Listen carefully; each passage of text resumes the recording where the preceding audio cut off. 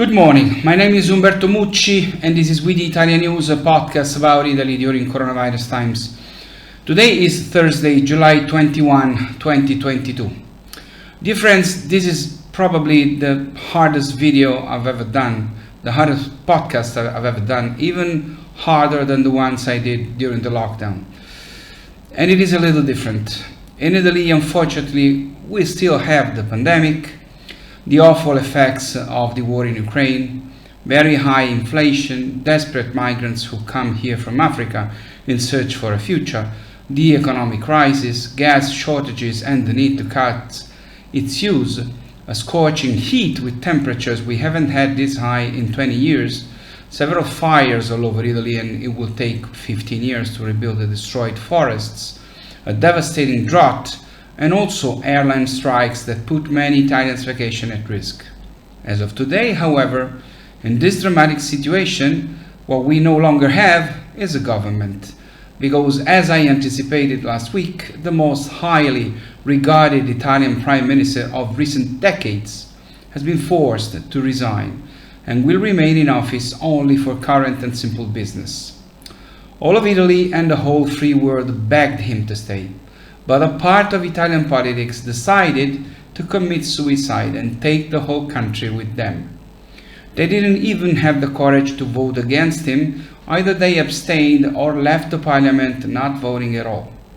But a man of Mario Draghi's rigor and moral stature knows what a lack of trust this means, and has always said that this government would end when it was impossible to act to do the things it was called upon to do.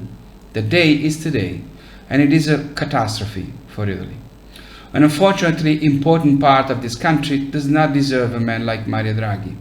He has never accepted his competence and seriousness. He does not have a social profile. He does not give gossip interviews, nor he tweets. Draghi is a man who in today's Italy can be appointed in case of emergency, but not elected. To get votes in today's Italy, you have to be a populist, and other things I'd better not say here. Yesterday, Italy witnessed a reality show in which everyone attacked everyone, like in those awful families at the opening of the Father of the Family's will, where everything and anything is held against each other. The three Italian leaders most hostile to the government's line on the war in Ukraine, aka staying with NATO and the West, defending Ukraine, two of those leaders are likely to win the next election and return to government. They are the ones who caused the end of the Draghi government yesterday. And from Moscow, there is already rejoicing.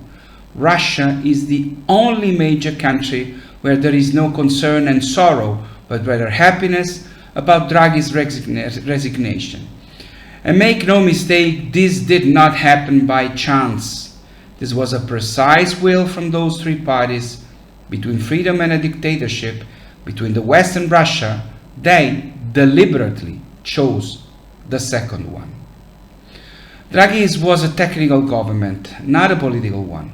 If technical governments and the various institutional formulas tried out in emergency phases stand to the democracy system as extracorporeal circulation in open heart surgeries stands to the cardiovascular system, it is evident that they should offer time and a way to fix the infected heart of politics, that is, the institutions and parties, to make them work again, but they cannot too long surrogate their function, nor think of replacing them. Again, to stay with the metaphor, these politically risky operations imply the informed consent of patients and their collaboration, not only in order to be considered legitimate, but more importantly, in order to be effective.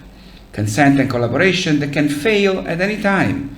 Italian politics is democratically free to commit suicide and quickly return to the theater of illusions and deception. And yesterday, it showed for the umpteenth time that it wants to do so, without concern for the damage it causes and will cause to the country and to the Italians.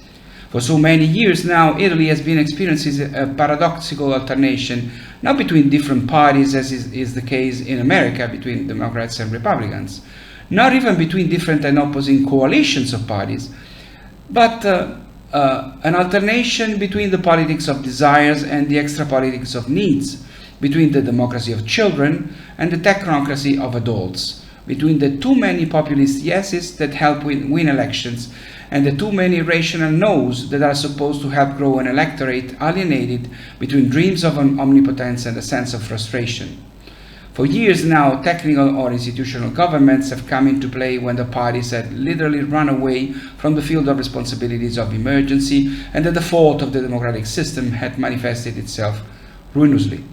The disease of Italian democracy, that is, its inability to accompany Italy out of a spiral of economic decline, social disintegration and civil barbarism, cannot be cured by new elections, if even the electoral competition is an expression of this democratic disease, a manifestation of this political virus for which Italy does not seem to find any vaccine or cure. This time, however, is different. It is way worse, because for decades we have had not such a competent leader appreciated in the world and listened to by all, charismatic and rigorous. Italian politics sent him away, as the slackers do with the new colleague determined to work well, who makes others used to doing nothing look bad. Draghi resigned this morning. He will remain in office until the elections, perhaps with some changes of ministers. This crisis has even seen for the first time some ministers not vote confidence in the government they are part of. Something probably never happened in any other democracy. The President of the Republic, Sergio Mattarella, has already set in motion the process for the dissolution of this parliament. Italy should much probably vote on October 2, the earliest possible date. There will be a budget law to be passed, the time frame for which would be very tight, given that the new government would have to enter into full office only in November, and only if the elections give a clear result, which with the current electoral law is probably almost impossible.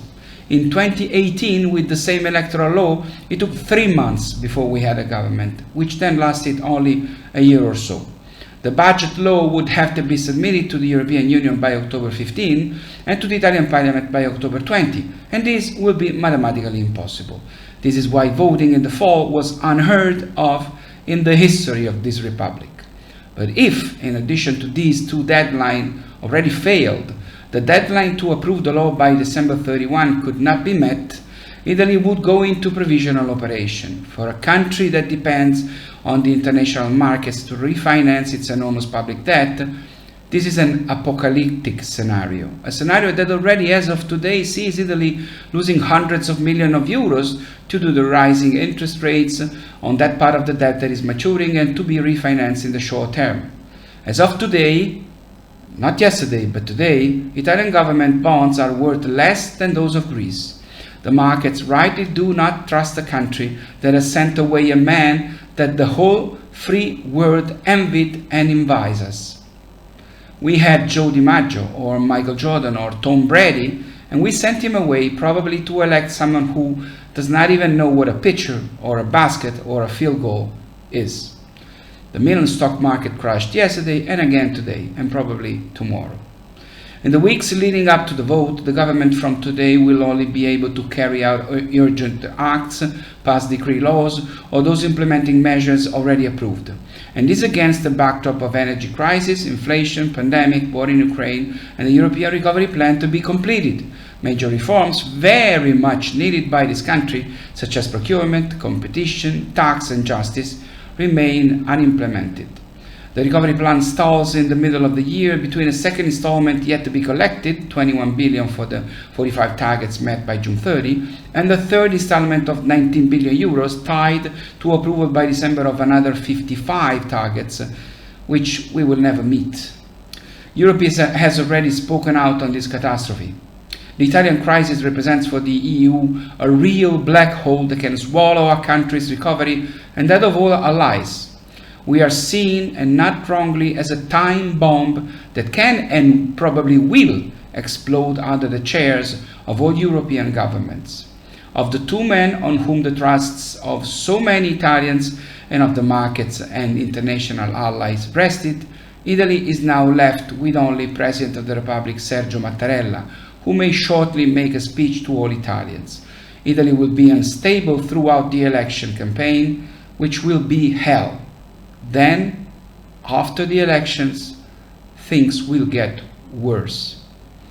Sorry, my friends, this podcast has a tone I never wanted to use and a content I never wanted to communicate to you.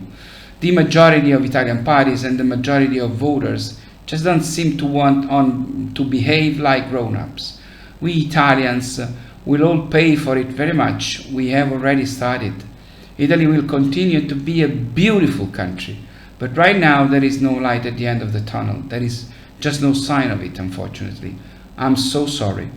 The podcast next Thursday, July 28th, will be the last before the summer break. In August we will stop. We will resume in September at the beginning of a period that will be tremendous and very hard for all Italians. So once again, I'm so sorry for the tone of this podcast and the content of it, but this is what happens in Italy, unfortunately, and I have the duty of telling you. Well, now, please rest and take care. My name is Umberto Mucci. This was We the ItaliaNews. I'll see you next Thursday. Ciao from Rome.